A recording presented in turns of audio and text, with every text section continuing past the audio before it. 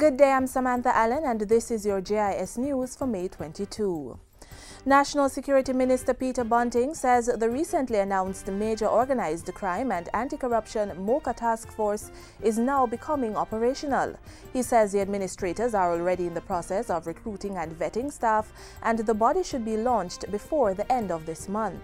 One of the first manifestations of the MOCHA type operations is the lottery scam task force, which you will notice have had a number of successes recently. But the focus will be go after the large players, the corrupt players, go after their facilitators, use a multi-agency task force approach, bringing in JCF, JDF, DPP, FID, all our international partners. Minister Bunting was speaking recently at the Police Federation's annual conference in Trelawney. He also indicated that the administration was hoping to have the leadership of both the Jamaica Constabulary Force and the Island Special Constabulary Force sign off on a merger plan this year to form a single police force. Jamaica Urban Transit Company JUTC drivers are to be retrained under a safe driving campaign. The Transport Ministry and JUTC are conducting the initiative with the support of the Road Safety Council and the Insurance Association of Jamaica. Transport, Works and Housing Minister Dr. Omar Davies says the goal is to ensure that the drivers are models of courtesy and ultimately encourage safe driving habits. He says the commuting public will be urged to help by monitoring JUTC drivers. As part of the campaign, the bus company will be imposing the same standard on all its sub-franchisees, making their conduct and driving habits a condition for maintaining their operating licenses. Minister of Tourism and Entertainment Dr. Wickham McNeil is asserting that the appointment of Interim Resort Board Chairman is not a departure from a democratic process and will ultimately help advance full participation by stakeholders in the sector. The chairmen have been appointed for 6 months, during which time they are to help establish resort boards whose members will ultimately elect their chairman and executive in a democratic manner.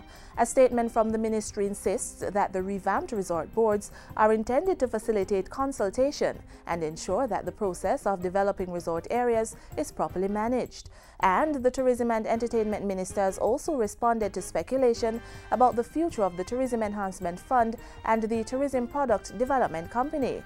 Minister McNeil told members of the Jamaica Hotel and Tourist Association recently that the administration has no intention of merging the TEF and TPDCO. He went further to say that all bodies that fall under the Ministry of Tourism and Entertainment will remain as separate entities. The students and faculty of the Holy Trinity High School in Kingston have been gifted with a new, fully functioning computer lab. The facility was equipped by the lottery technology company GTech Corporation's After School Advantage program. At the recent handing over ceremony, Education Minister Ronald Thwaites motivated the students to make the best use of the information technology space. He also thanked GTech for its example of social entrepreneurship. What the world is demanding and GTech is helping to provide here at Holy Trinity and hopefully elsewhere is a facility where you can learn your English to be competent in English language and literature, where you can be competent in basic mathematics skills as a doorway to science. This is the century of science, yes. And also you can have the access to the technical and vocational skills. And finally, government has initiated a census of Jamaica's pig industry. Data collection field staff from the ministry's Agricultural Marketing Information Division and Trevor Hamilton and Associates are conducting the census, which started 2 weeks ago. The census, which is part of a wider study of the pig industry, will assess and describe the present structure and make recommendations for an industry plan. The ministry's officers will be conducting interviews with all pig farmers island-wide during the period May to July 2012. All farmers are being asked to cooperate with the officers and provide the requested information. And that's it for JIS News Today. I'm Samantha Allen. Thanks for watching.